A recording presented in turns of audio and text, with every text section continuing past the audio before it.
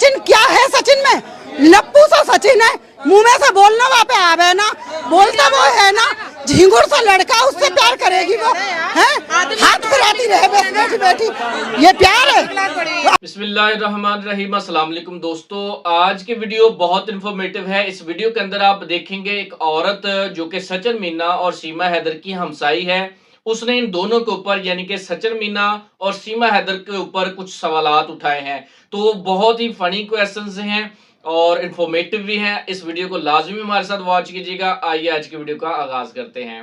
सचिन क्या है? सचिन में लप्पू सा सचिन है, मुंह में से बोलना वहाँ पे आवे ना, बोलता वो है ना, झिंगुर सा लड़का, उससे प्यार करेगी वो है? हाथ फिराती रहे बस बैठी बैठी, ये प्यार है?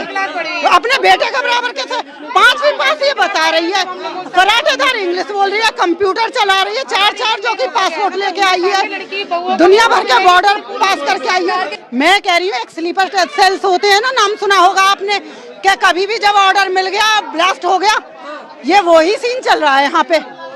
भाई हमारा तो देखा जा रहा है, पहले से तैयारी चल रही है। देखिए भैया, हमारा तो अंदाजा यही लग रहा है, क्यों इतनी दूर तक आती है लड़की, जिसको कोई कमी नहीं है। अगर ये नहीं रोका गया ना तो इंडिया में भी यही चीज चलेगी, फिर हिंदू और पाकिस्तान की कोई बात ही नहीं रहेगी, वही चीज पाकिस्तान का हो जाएगा, वो इंसान वही हिंदू का हो जाएगा। हिंदू धर्म भी भ्रष्ट है और पाकिस्तान भी भ्रष्ट। तो मेरा आपसे सवाल ये है कि मैंने एक शब्द सुना है काफिर, तो ये काफिर शब्द जो है ये ईश्वर को ना मानने वालों के लिए है या इस्लाम को नहीं मानने वालों के लिए है? भाई का बहुत अच्छा सवाल है। सवाल तो हमेशा पूछते हैं काफिर क्या, इसका सवाल जरा और अच्छा है माशाल्लाह भाई साहब का, कि काफिर का मतलब वो जो ईश्वर को नहीं मानता है, कि काफिर का वो मतलब है जो इस्लाम को नहीं मानता है। काफिर का सही मतलब है जो सही ईश्वर को नहीं मानता है। अगर आप गलत ईश्वर को मानते तो भी काफिर है, और सही ईश्वर का मतलब आपको इस्लाम में ही मिलेगा। इस्लाम के मानी है अपनी ख्वाहिशें ईश्वर के हवाले करना। तो वो आदमी जो अपनी ख्वाहिशें ईश्वर के हवाले नहीं करता है उसे कहते काफिर। अगर एक शख्स कहता है मैं ईश्वर में मानता हूं लेकिन ईश्वर की बात को नहीं मानता है तो भी काफिर होता है। आप समझ रहे ना? तो मुस्लिम का मतलब ये नहीं कि जिसका नाम सुल्तान है, जाकिर है, मोहम्मद है।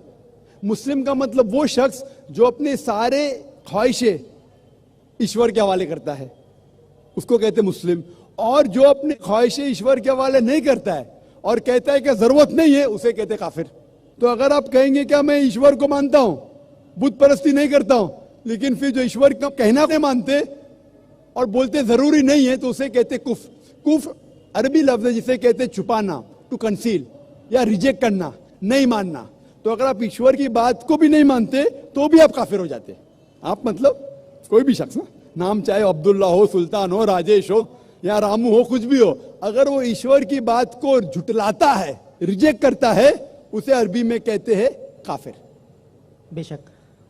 और मैं ये भी जानना चाहूंगा, जब मैंने इस्लाम के बारे में जानना चाहा तो मैंने इस्लाम के बारे में कुछ जो भी जाना, तो उसमें मुझे कहीं ऐसा लगा कि ये सच नहीं हो सकता।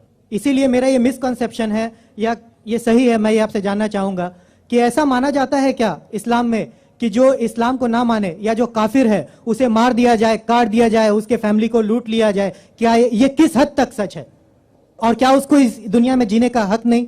माशाल्लाह भाई साहब ने बहुत अच्छा सवाल किया। वो कहता है कि मुझे ये गलत फहमी है और लगता है कि गलत है कि इस्लाम में काफिर को मार देना चाहिए, काट देना चाहिए। आपको कोई भी मुसलमान ने मारा या काटा है ना? आप माशाल्लाह सही सलामत है, अल्हम्दुलिल्लाह।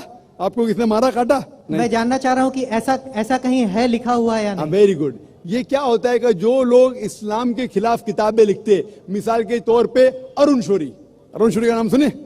अरुण शौरी जो मिनिस्टर था चंद साल पहले, बहुत किताब लिखते हैं इस्लाम के खिलाफ, बहुत मशहूर है इस्लाम के खिलाफ। लोग क्या करते, कुरान मजीद की आयत उठाते, आउट ऑफ कॉन्टेक्स्ट, पस मंजर के खिलाफ लिखते, और एक आयत जो बहुत इस्लाम के क्रिटिक उछालते, वो सूरह तौबा की आयत, सूरा नंबर 9 आयत नंबर 5, और लिखते हैं कि कुरान में लिखा है जहां भी आप काफिर को पाएंगे, इनटू ब्रैकेट्स हिंदू, आप उनका कत्ल करो।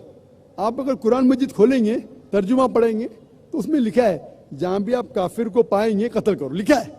लेकिन ये आउट ऑफ कॉन्टेक्स्ट है, पस मंजर के खिलाफ है। पस मंजर जानने के लिए आपको आयत नंबर पहले से पढ़ना पड़ेगा।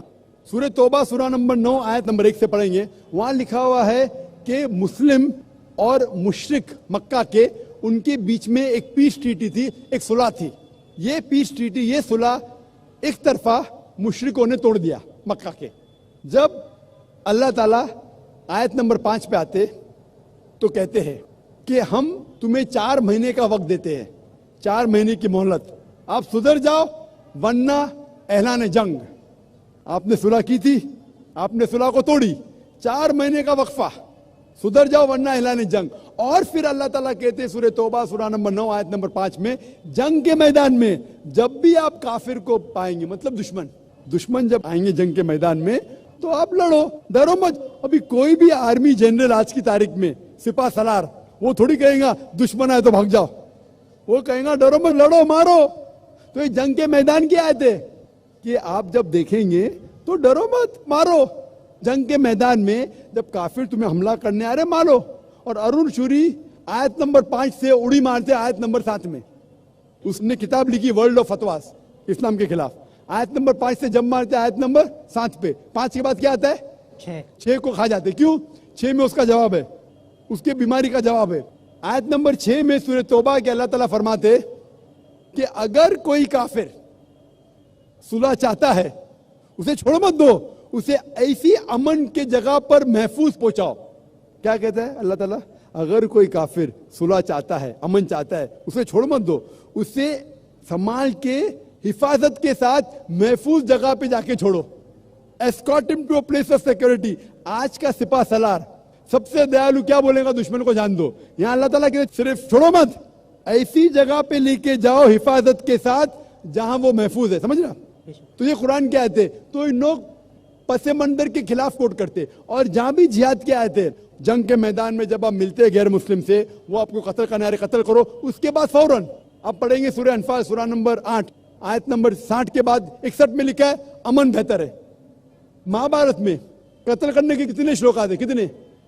हजारों, कुरान से कई ज्यादा। तो महाभारत जानते हैं आप ना? जब मैं हिंदू से पूछता हूं महाभारत में झगड़ने के कितने, लड़ने के कितने श्लोक है, तो वो हिंदू मुझसे कहता है के खिलाफ मैं कुछ नहीं कह रहा, क्योंकि हमारे धर्म में भी धर्म युद्ध है। सुनिए मेरी बात ना, धर्म युद्ध है बराबर। तो हिंदू मुझसे कहता है ये जो धर्म युद्ध है क्या है? बातिल के खिलाफ है। वो बातिल को झगड़ने का लिखेला महाभारत में। तो मैं कहता हूं कुरान में भी वही लिखा है, किसका कत्ल करो? जो धर्म के खिलाफ है। आप समझे ना? धर्म युद्ध मतलब हक और बातिल के खिलाफ झगड़ा। तो बातिल को कत्ल करने का लिखा गया महाभारत में, वही लिखा है कुरान में। और भगवत गीता, भगवत गीता जानते? सबसे ज्यादा पढ़ी जाने वाली किताब भगवत गीता। श्री कृष्ण अर्जुन को सलाह देते हैं। अब जब भगवत गीता पढ़ते हैं चैप्टर नंबर 1 भाग नंबर 1 श्लोका नंबर 42, 43, 44, 45, उसके अंदर अर्जुन कहता है, झगड़ा होता है अर्जुन पांडवास और कौरवास। पांडवास 5 भाई, कौरवास 100 भाई। अर्जुन जंग के मैदान में हथियार को जमीन पे रखता है और कहता है मैं जंग के मैदान में निहत्था मरना पसंद करूंगा बनिस्बत अपने रिश्तेदार से झगड़ा करूं। उसके फौरन बाद, चंद श्लोक बाद, भगवत गीता भाग नंबर 2 श्लोका नंबर 2 और 3 में श्री कृष्ण कहते, क्या कहते? ए अर्जुन, तू बुज़दिल कब से हो गया? ये गलत ख्यालात तेरे दिल में आए कैसे? तू नपुंसक कैसा हो गया? इंपॉर्टेंट। श्री कृष्ण अर्जुन को क्या बोलते हैं? इंपॉर्टेंट, नपुंसक। कौन कह रहा है? श्री कृष्ण अर्जुन से। बुज़दिल कब से हो गए? क्षत्रिय का धर्म है लड़ना। फिर भगवत गीता भाग नंबर 2 श्लोका नंबर 31, 32 और 33 में कहते क्षत्रिय का धर्म है लड़ना। अगर आप नहीं लड़ेंगे तो आप सफलता पाएंगे नहीं। क्षत्रिय वो खुश नसीब है जिसे लड़ने का मौका मिलता है।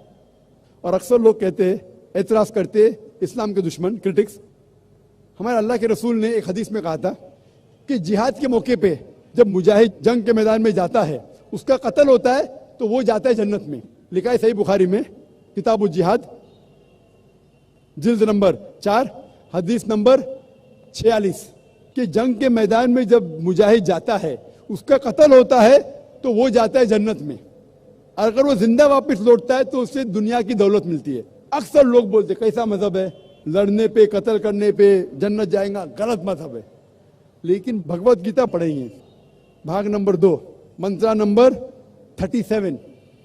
37 श्री कृष्ण कहते अर्जुन से, ए अर्जुन उठ के लड़, अगर तेरा कत्ल हो जाएगा तू स्वर्ग में जाएगा, अगर जिंदा वापस लौटेगा तो उससे दुनिया की दौलत मिलेंगी। हू बहू जो अल्लाह के रसूल मोहम्मद सल्लल्लाहु अलैहि वसल्लम कहते हैं सही बुखारी में, वही भगवत गीता में लिखा है। तो अरुण शूरी जब तनकीद करता है कुरान के बारे में, उसने खुद अपनी भगवत गीता पढ़ा ही नहीं। अरुण शूरी ने महाभारत भी शायद नहीं पढ़ा। अगर महाभारत और भगवत गीता पढ़ा होता तो कुरान में मिस्टेक निकालता ही नहीं। अब समझ रहे? तो ये मिस्टेक नहीं निकाल रहा। मैंने कब का आप निकाल रहे भाई? मैं अरुण शूरी की बात कर रहा हूँ, मैं अरुण शूरी की बात कर रहा हूँ। तो मैं आपको जवाब दे रहा हूँ, आपने बिल्कुल सही फरमाया कि ये गलत फहमी है कि लोग कहते हैं कि इस्लाम में लिखा हुआ है कि काफिर का कत्ल करो। ये कहाँ नहीं लिखा है? ये लिखा है जंग के मैदान में। तो आपने जो सवाल किया था कि कुरान में ऐसा नहीं लिखा है काफिर को कभी मारो, तो इतने मुसलमान आपको छोड़ते थे क्या? छोड़ते थोड़ी थे। ये गलत फहमी है, आप समझे ना? तो ये गलत फहमी है कि जहां भी काफिर मिले कत्ल करो, ऐसा नहीं। ये जंग के मैदान में जब आपको लड़ने के लिए आ रहे, आपको मारने के आ रहे, तो आप उनको मारो। ये है hope the answer the question.